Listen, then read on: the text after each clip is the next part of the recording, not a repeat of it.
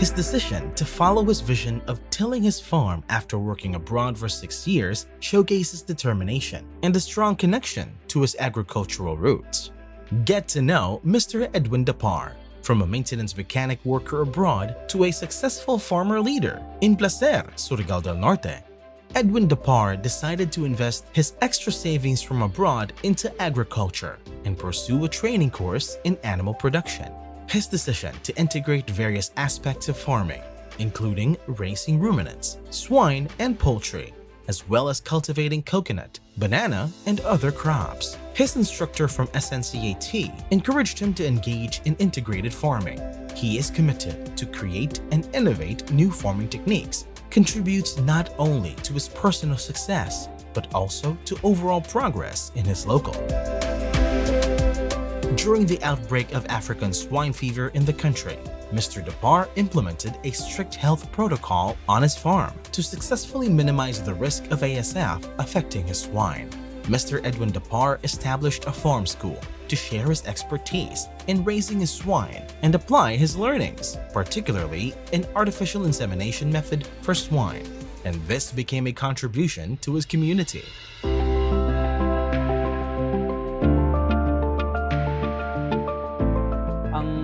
Natudlo na ako sa mga kasilinganan diri mga baryo ug diri sa akong mga silingan is kining pagpamuhi og baboy. Una is mismo customer na may mamuhi nga di ito kabayo. Unsa ahaw na silang ilong pagbuhi mo kay og manganak yung baboy tawaga lamang ko bisag unsang orasa kay na ako.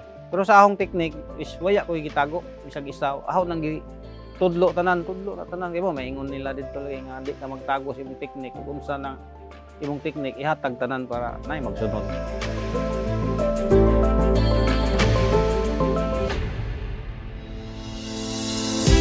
He encourages his fellow farmers to venture into backyard farming, raise swine to contribute to the local economy, and promote self-sufficient pork production in their community. Sa pag-abot na diri, mo kuan unta ko, magmekaniko gihapon ko diri.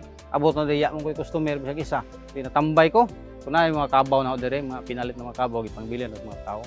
Auto nagkuha og isa ka kabaw laki, nabalik og pamukid, nagbarsa, pasuhol kog daro. Paita man ning di man mao ning akong ambisyon. Kung mamuhi man galing taong para sa aning baboy, kinanglan na gyud kay naibaw-an gamay. Gana gyud mamuhi og baboy naay kay teknik gamay.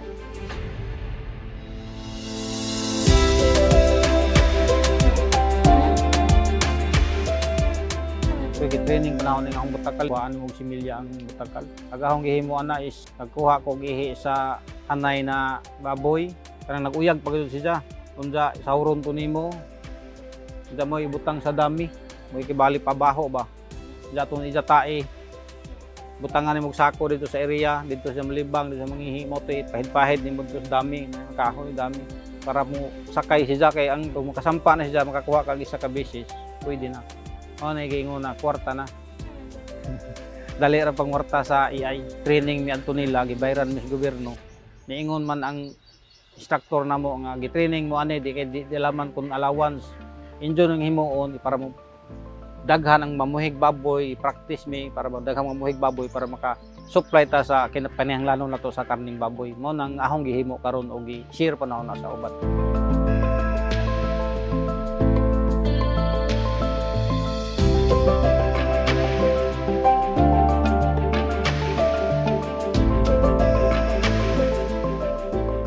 Salamat kong TISDA og ni ETI kay nahimo ko nila og farming school for agriculture. Naka-training ko sa swine, poultry og ruminant in situ. Magsasakang sintista ko diri unsa ang mga community diri. Tudlo ko sa ila, na sila yung mga pangutana pod, naari po sa pangutana. Si ETI mo support pod sa imo. Ug sa imong makinahanglan na yung mga training, nga seminars na dagan. Ako may padayan nila na kanang seminar dako kaya nagtabang sa ako. Dako kay sa tabang training ka dito inanay na ko ang qualification. Dako kay nagtabang.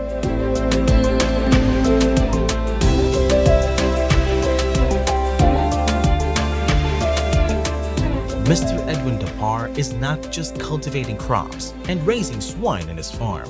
He is cultivating a culture of innovation and progress in local agriculture.